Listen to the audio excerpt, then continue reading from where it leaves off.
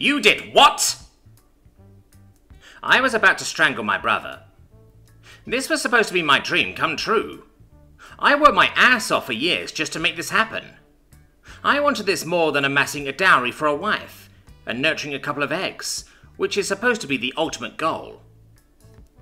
All I ever really wanted was my own den with a big-ass viewing screen so I could host movie night for the boys, to imbibe vast quantities of mind-altering substances and watch old, bad movies to make fun of.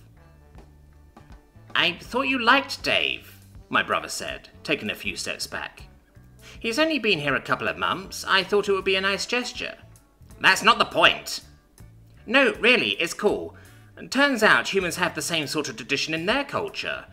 A lot of them like bad movies. They call them B-movies. See? It's a cross-cultural experience. He was so happy to be invited. Again, not the point, I yelled. You should have told me you invited Dave. I would have prepared.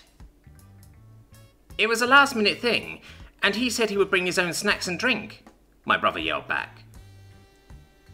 For a moment, we just stood there in silence, both of our feathers fluffed up and necks extended. It was my brother who backed down first. What's going on, bro? I've never known you to be xenophobic, he said. I swiped the movie case off the table between us and threw it at my brother. I only had the funds for one movie. I didn't mean to hit him on his beak, but in my anger I did. It was strangely satisfying. He caught the casing on the recoil and looked at the cover. It never stops. He looked up at me with an expression of horror on his face. You bought It Never Stops? It's a classic, I wailed. Maybe we can explain.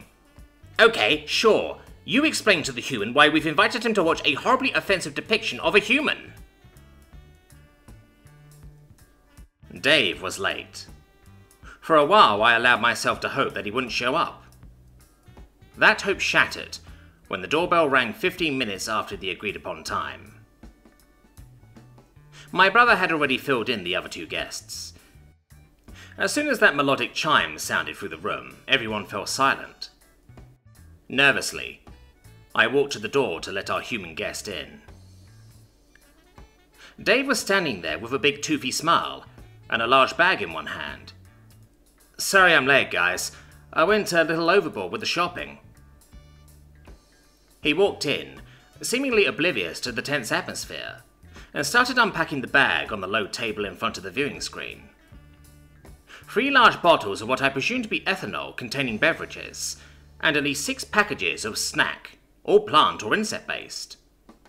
I'm not sure if the appropriateness of the snacks was a relief, or if it made me even more nervous.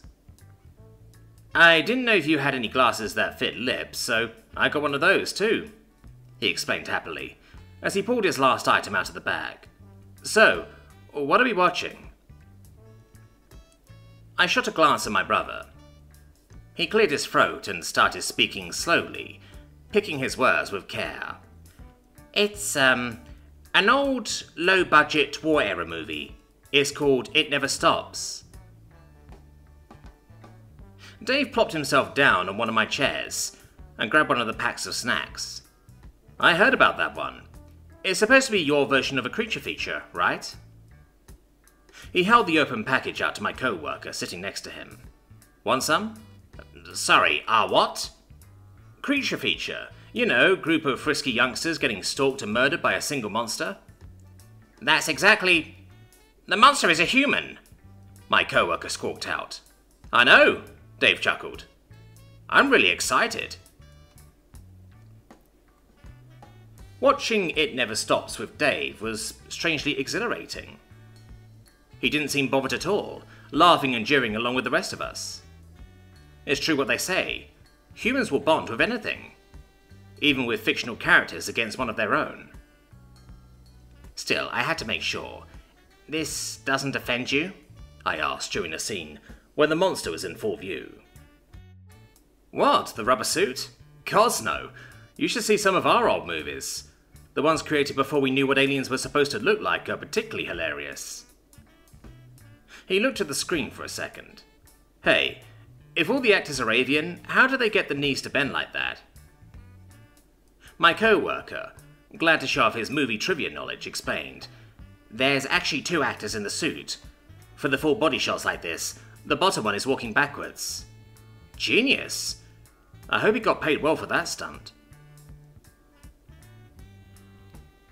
Everyone, including Dave, cheered when the human monster finally got pecked to a pulp.